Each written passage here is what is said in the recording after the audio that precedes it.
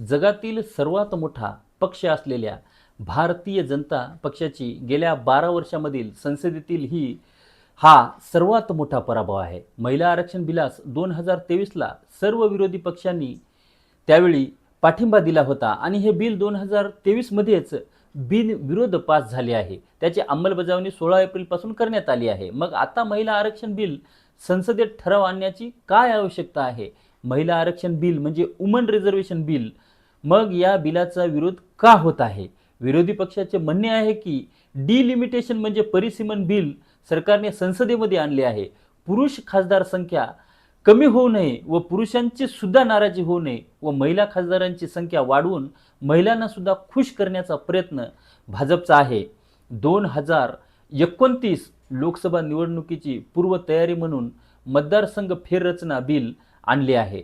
त्यामुळे दक्षिण भारतातील लोकसभा संख्या कमी होऊन उत्तर भारतातील लोकसभा संख्या वाढणार आहे. दक्षिण भारतात भाजपचे प्रमाण नागण्य आहे. तेथे क्षत्रिय पक्षाचा बोलबाला आहे आणि 2029ची लोकसंख्या जिंकण्यासाठी भाजपने रचलेला डाव आहे असे विरोधी पक्ष म्हणत आहे. डिलिमिटेशन म्हणजे परिसीमन बिल सरकारने संसदेत आणले आहे ते फक्त भाजपच्या हिताचं आहे.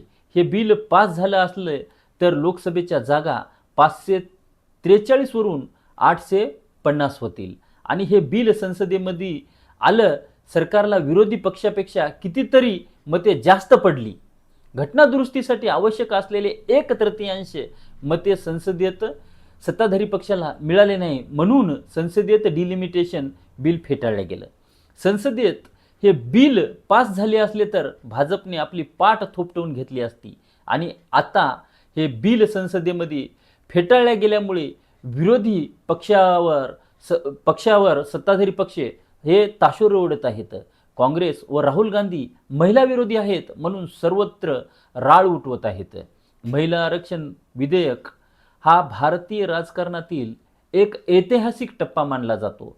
मात्र हे विधेयक ज्या स्वरूपात मंजूर झाले त्यावरून विरोधकांनी अनेक गंभीर प्रश्न उपस्थित केले आहेत.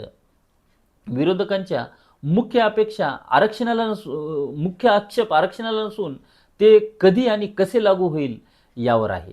केंद्र सरकारने महिलांना लोकसभा आणि विधानसभेत 33% आरक्षण देण्याचा निर्णय घेतला आहे. महिला आरक्षण बिल, वुमन रिझर्वेशन बिल आणि डिलिमिटेशन बिल आणण्याची काय आवश्यकता आहे? सध्या लोकसभेमध्ये 543 जागा आहेत. विधानसभा निवडणूक तोंडावर आलेली आहे.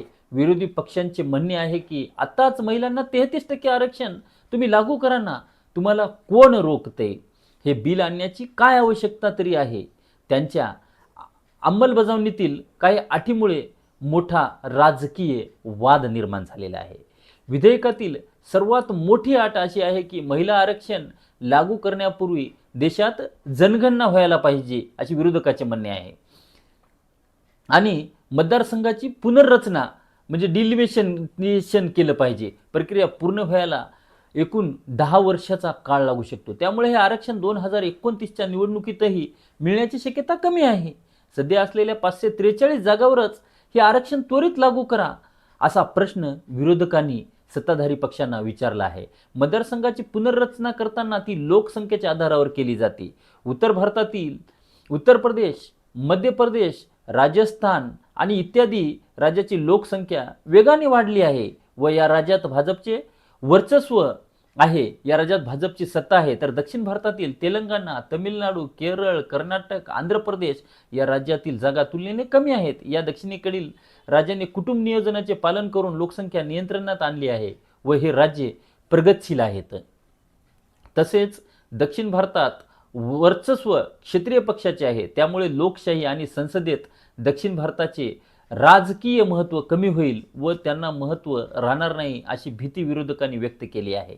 तर दुसरीकडे भाजपला महिला आरक्षण विधेयक बिल आणण्याची घाई लागली आहे. राहुल गांधी आणि इतर नेत्यांच्या मते हा भारतीय संघराज्य संरचनावरील आघात ठरू शकतो. राज्याच्या अधिकारावर गदा येण्याची आणि सत्तेचे विकेंद्रीकरण होण्याची शक्यता त्यांनी व्यक्त केली आहे. पश्चिम बंगाल आणि तमिळनाडू या दोन राज्यात येत्या 23 आणि 29 एप्रिलला मतदान आहे आणि हे दोन्ही राज्ये भाजपसाठी अतिशय महत्त्वाचे आहेत. हे दोन्ही राज्य भाजपला जिंकायचे आहेत. त्यासाठीच हे सर्व भाजपची कवायत सुरू आहे. विरोधकांनी या विधेयकाला केवळ निवडणुकीचा स्टंट म्हटले आहे. हे विधेयक 2029 किंवा त्याही नंतरच्या निवडणुकीसाठीच आहे. मग आताच घाईघाईने संसदेचे विशेष अधिवेशन बोलवून ते मंजूर का केले करण्याचा प्रयत्न करत आहे सरकार, असा प्रश्न विरोधकाकडून विचारले जात आहे. केवळ मतदारांना आकर्षित करण्यासाठी आणि विरोधकांना महिला विरोधी ठरवण्यासाठी हा खेळ मांडला गेल्याचा आरोप विरोधकांनी केला आहे. थोडक्यात सांगायचे तर महिला आरक्षणाचे तत्व सर्वांनाच मान्य आहे, मात्र जनगणना आणि मतदारसंघ पुनर्रचना या दोन अटीमुळे आरक्षण प्रत्यक्षात येण्यासाठी लांबणीवर पडत आहे. विरोधकांच्या मते जर सरकारला खरोखरच महिलांचे सक्षमीकरण करायचे आहे, महिलांची खरोखरच काळजी आहे, तर या अटीशिवाय ते आजच आरक्षण लागू का करत नाहीत? महिला आरक्षण हे कागदावरून प्रत्यक्षात जमिनीवर कधी उतरेल हे पाहणे आता महत्त्वाचे ठरलेले आहे.